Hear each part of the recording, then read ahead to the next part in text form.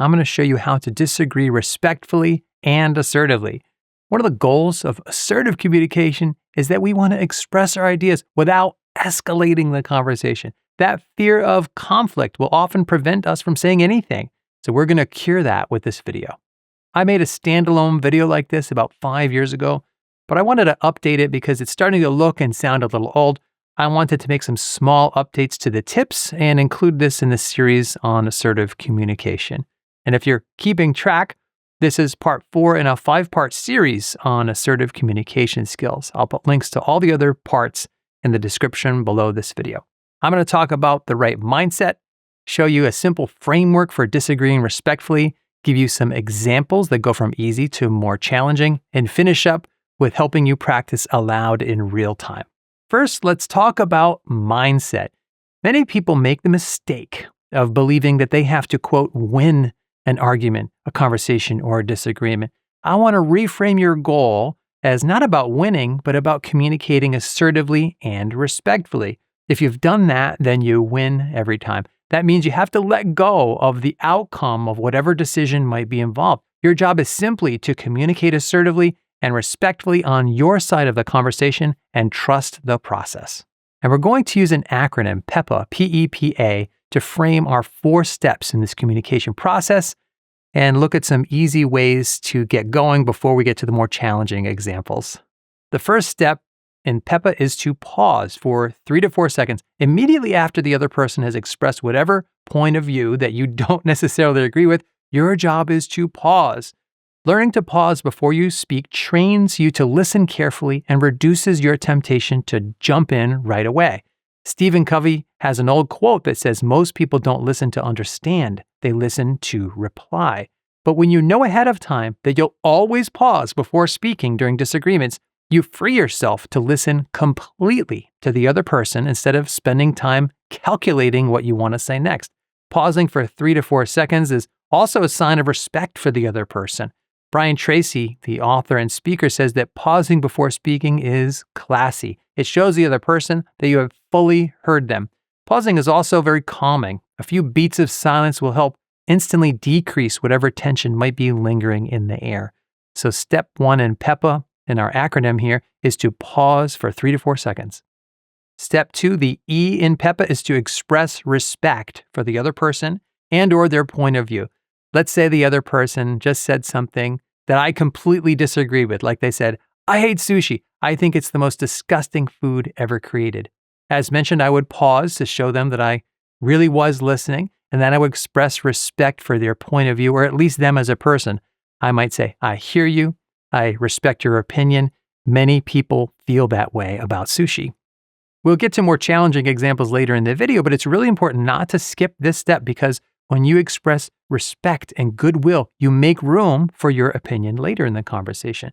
To disagree assertively and respectfully, I believe we must adopt a philosophy that says 2 ideas can coexist in the same conversation and the world isn't going to stop turning.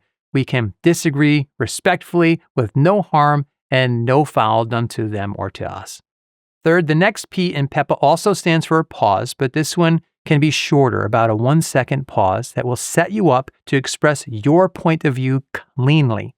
Specifically, pause for 1 second here instead of saying words like but or however. Words like that cancel out the goodwill and respect that you just communicated. So if my wife says to me, do you like my new car? And I say, yes, the car is great. However, did you pick the color? That use of the word however canceled out the complimentary part of my message. If somebody asks, did you like my presentation? And you say, yes, it was solid, but did you make those slides? They're not going to get the impression you liked their presentation. That's how we interpret words like but or however. Let's look at those examples again, but pause for a second to avoid those words and use a clean slate to start your next thought. Yes, the car is great. Did you pick the color? Or yes, your presentation was solid. Did you make the slides? Removing words like but or however don't automatically perfect the rest of the message, but that short pause allows you to express your point of view cleanly with no baggage and no qualifications that will undo the positive work you've already communicated in the conversation. Fourth, the A in PEPA stands for affirm your point of view. This is where you express yourself assertively and get your point of view into the conversation. And when you state your point of view, it's very important to communicate yourself with as little attitude as possible. Keep your emotions in check and stay composed. Aim for a respectful tone so you don't sound like anything that could be perceived as sassy, snappy, or aggravated. A good friend of mine is an excellent and assertive communicator, and he says he just says what he has to say in these disagreements, but he does so with as little emotion as possible. Let's look back at our example about sushi. Here's how this would sound altogether. If the other person started by saying, I hate sushi, I think it's the most disgusting food ever created, I would pause and express respect. I hear you. I respect your opinion. Many people feel the same way about it. Pause again. The reason I love sushi is that it's relatively healthy and the presentation of the food always looks interesting. Let's look at that simple example to see if this PEPA framework helps us meet our goals. Have we asserted our point of view? Yes, 100%. We directly stated our reasons for liking sushi. Next, were we also respectful to the other person? Again, yes. But that was an easy introductory level disagreement. In a moment, we're going to make it 10 times more challenging now that you know the PEPA framework, and we'll test it for its strength. But first, I want to dig a bit deeper into what I mean by affirm your view. Affirm means that you're supporting your own view, and that's what you want to do. In contrast, refute means to attack, tear down, or attempt to disprove the other person's argument. You'll notice in my sushi example, I focused entirely on my affirmative argument by talking about why I like sushi. I made no attempt to argue against the other person's hatred for sushi and their belief that it was disgusting. I'm emphasizing this because one of the most common mistakes people make when disagreeing is that they want to focus on tearing down the other person's position, and that rarely comes across as respectful and can often damage the relationship. If you spend your time refuting the other person's position, you're turning it into an outright debate, which increases the odds that your conversation could get hostile. The wise move is to put your efforts into making your affirmative case for your position. As mentioned, you're not trying to, quote, win an argument. That's not the title of this video. The philosophy that's most helpful to keep in mind is that multiple ideas can exist at the same time. So far, we've been walking, but are you ready to start running with this? Let's ramp up the difficulty and test the PEPA framework. We are very shortly going to practice aloud, so I'm going to be deliberately controversial now. I'm going to try to push your buttons by picking topics that will make you perhaps want to scream. And if you can get through these examples successfully, then you pass the tests and you're ready to communicate assertively and respectfully. And I will do my best to be an equal opportunity offender in my examples. Also, let's assume that you disagree with each of these statements I'm about to make. So even if you agree, play along and disagree so you can get more practice. I'll give examples and then ask you to do it on your own later. Let's say the other person says, Joe Biden will go down in history as the best president we've ever had. Let's work the PEPA framework. First, pause for 3 to 4 seconds to make sure the other person is finished. Next, express respect for the other person and/or their opinion. I hear where you're coming from. A lot of people like Joe Biden. I respect your point of view. Pause again for a second and then state your position cleanly.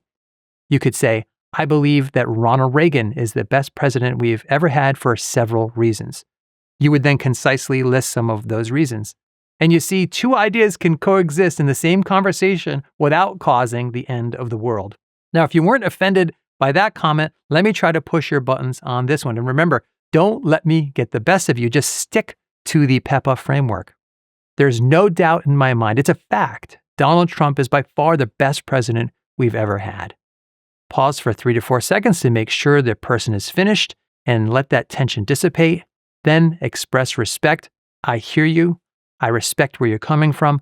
Many people feel the same way you do. Pause again for a second and continue cleanly. When I look at all the presidents I've lived through, I think Bill Clinton stands out as the most effective for the following reasons. You'll notice in both examples, I'm not saying the words but or however. I'm not trying to tear down either Joe Biden or Donald Trump. In other words, I'm not attempting to refute the other person's position. I am focused entirely on asserting my view and arguing in the affirmative. That's the magic of this. People can talk back and forth like this all day long, even on the most heated topics, and still both feel respected in the end. Let's change gears briefly and use a sports example. Let's say the other person says, and those are all the reasons why LeBron James is the greatest basketball player to ever step on the court. I pause for 3 to 4 seconds to demonstrate a bit of class, and then I say, I get why you love him. LeBron has had an incredible career. Pause again for a second so we don't say however or but, and then I express my opinion cleanly. I am a Michael Jordan guy myself. See, there's no harm in letting the other person's love for LeBron James continue to live out there in the conversation. For my part, I just want to make sure I express my point of view assertively in support of Michael Jordan. By following the PEPA framework, I have done so both assertively and respectfully. Now, are you ready to practice without my word-for-word examples on the screen? I'll put up the basic framework to help you remember the talking points, and of course, you should pause to practice. And I'm really going to try to push your buttons and throw you off your game. I'm going to give you more attitude, emotion, and even arrogance. I'm going to amp up my wording to give it more of an edge. And it's your job not to take my bait. Don't let me get the best of you. Just use the PEPA framework to remove all that negativity from your talking turn and communicate in a respectful and clean way. I'm going to make the same 3 controversial points that I just made, and you respond and practice aloud. Pause the video after each statement and give your response by walking through the PEPA framework. Joe Biden will go down as the best president we've ever had.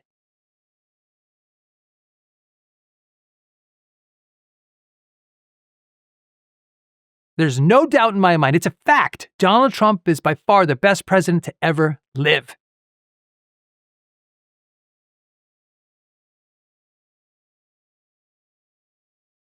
And those are all the reasons why LeBron James is the greatest basketball player to ever step on the court.